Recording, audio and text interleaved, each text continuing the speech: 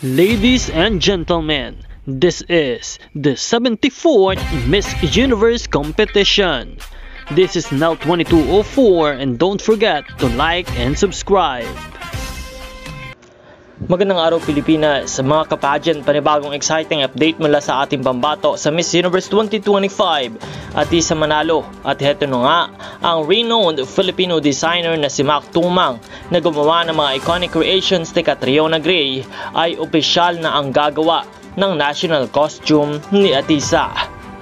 Ayon sa mga source, ang magiging obra ni Mac Tumang ay magpapakita ng Filipino heritage, artistry at innovation. Isang kombinasyon ng modernong disenyo at makabayang simbolismo.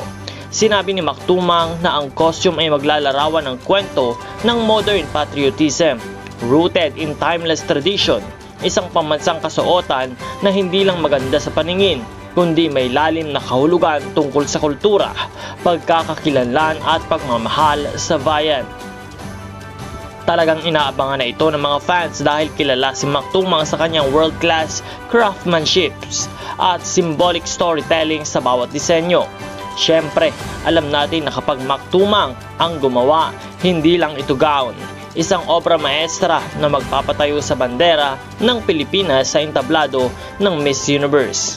Kaya naman mga ka-pageant, siguradong isa na namang show-stopping moment ang ihahandog ni Atisa sa darating na Miss Universe competition. Handang-handa na siya na ipakita ang buong mundo ang ganda, puso at likhang Pinoy na talaga namang maipagmamalaki ng mga Pilipina. Abangan natin ang grand reveal ng kanyang national costume at sabay-sabay nating suportahan ang ating queen sa kanyang laban sa Miss Universe 2025.